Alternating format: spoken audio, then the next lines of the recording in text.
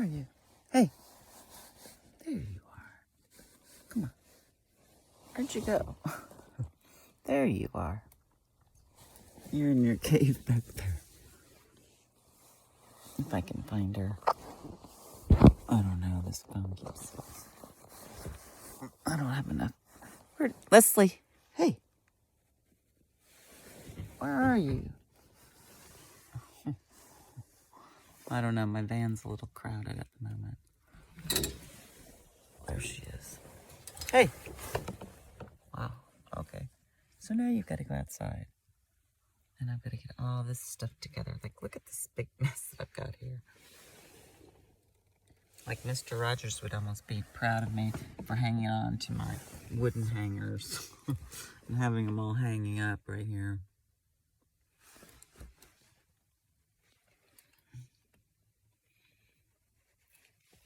But this is all Stephanie's got left out of a huge breakup, a 20-year breakup. It was very, very, very verbally abusive. The guy had a whole home in Santa Fe, New Mexico.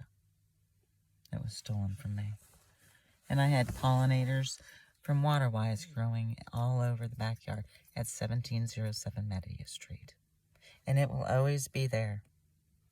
And, well, I was forced to sell it, and I was evicted by her, by Elizabeth Fry.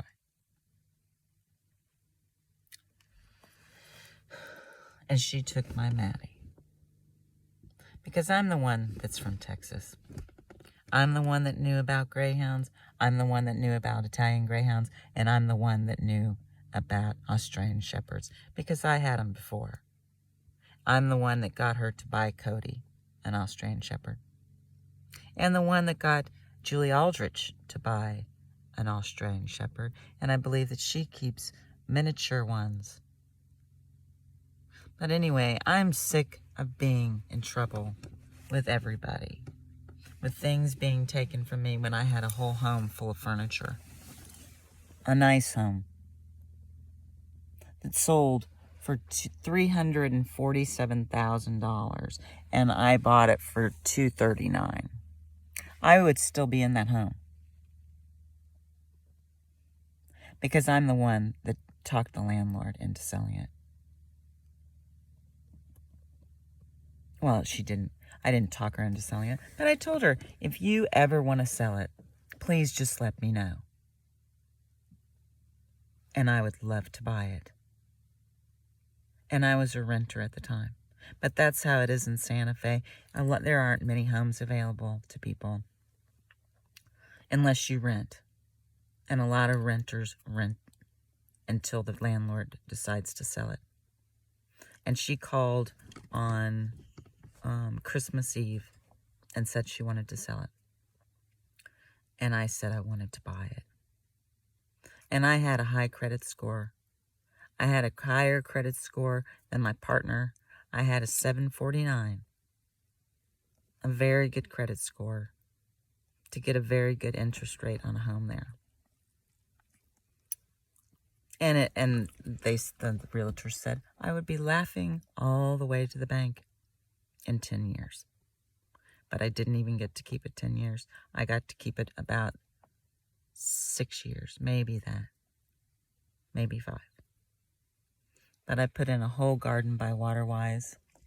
And I had 2 of these dogs. And I used to have 2 Italian greyhounds. And I used to have a little Australian shepherd. But I grew up showing American quarter horses. I've always loved horses. I've always been a horse person. Like from the day I was born, I talked about horses.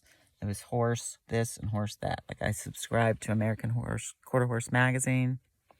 My uncle bred race horses, and I went to his ranch a lot. He had a jet plane that I used to fly on a lot. And my father, well, he would take me to horse shows too. And I've shown in the Fort Worth Fat Stock Show. He flew me in a helicopter as a kid. I actually flew the helicopter for the pilot. Well, just a little bit. He was there, and I just got to steer a little bit. But anyway, we landed on a ranch that they were thinking about buying, that my father probably wanted to buy more than my mother. And I would have wanted it more. Like that, I would have grown up to be what I should have been was, well, showing horses my whole life. That I could have been, well, I wanted to be a jockey. I wanted to play polo. Anything that had to do with horses. I pretty much liked anything to do with horses. Anything to do with horses. And these dogs right here. These greyhounds. Like I've fostered greyhounds before. And I've had one named Merle that I really liked. But he ended up being aggressive. And I ended up finding him a home with another person that's a foster person named Lisa that fosters for Galt too. But I did a little bit of that in New Mexico. But I'm originally from Texas, and Galt is in Texas. But I've been to other ones. I've been to the Greyhound Center in San Diego and looked at them. And at the time, I was living in a condominium, and it just really wasn't the best time to get one. But then I ended up getting one when I had a home. But now she likes the car. So now we're living in the car until we find a home or some land here. I'm looking for land, and I've got a bunch of phone numbers that I'm going to get busy calling. And she's going to get busy going to the bathroom. And I'm going to get busy trying to round up all my stuff and try and find some storage space here. Because apparently there's nothing here. There's all these college kids that have moved in here or in the Hudson Valley. Apparently it's a popular place. But you can't move when you don't have a place to move to and you've got all this stuff in the car. And how can you drive when people are speeding by you and you've got all this stuff like it's just going to fall on your head when you put on the brakes? It's just going to all fall right into your lap or fall right down on her. And I'm not interested in any accidents or any problems because my car is paid off in full. And I paid for it with the money that I saved and invested in silver and gold. And I made money and I made a profit off that.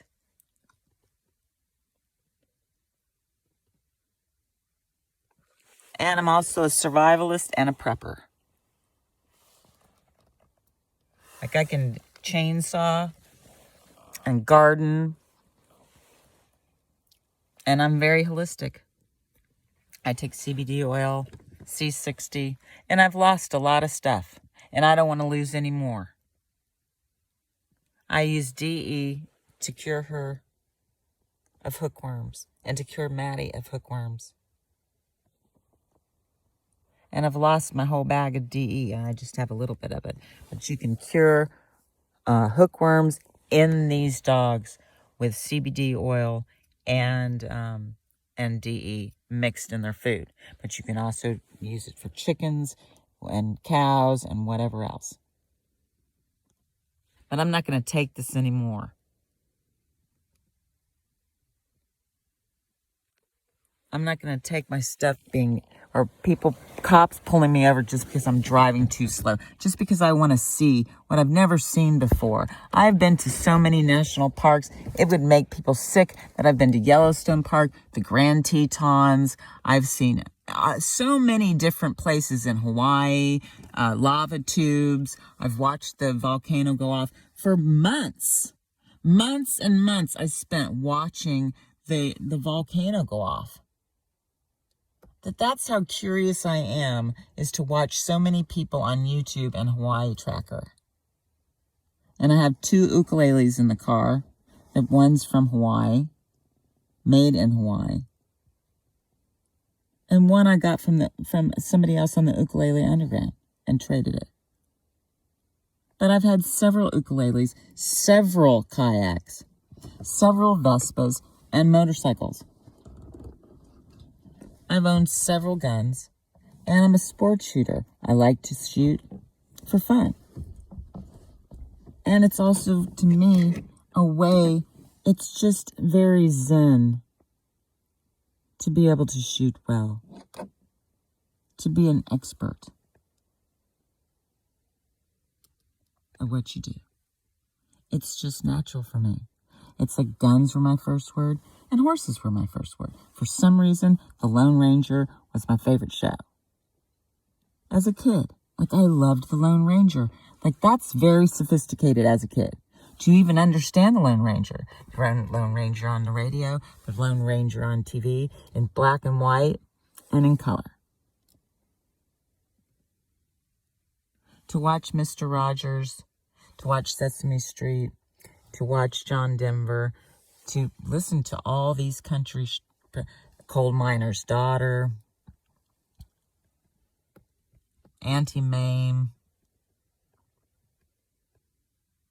to have parents that owned AFCO burners and controls, to have a father that was an inventor, to have a mother that worked for him. And I bought this car in cash, and I intend to keep it pristine,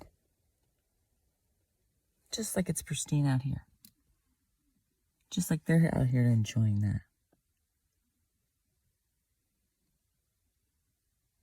But I've enjoyed so many places in California, too. From San Diego all the way up to Lake Tahoe. I've lived in Lake Tahoe. I've lived in San Francisco, Long Beach. I've lived in Arizona, in Tucson, Arizona.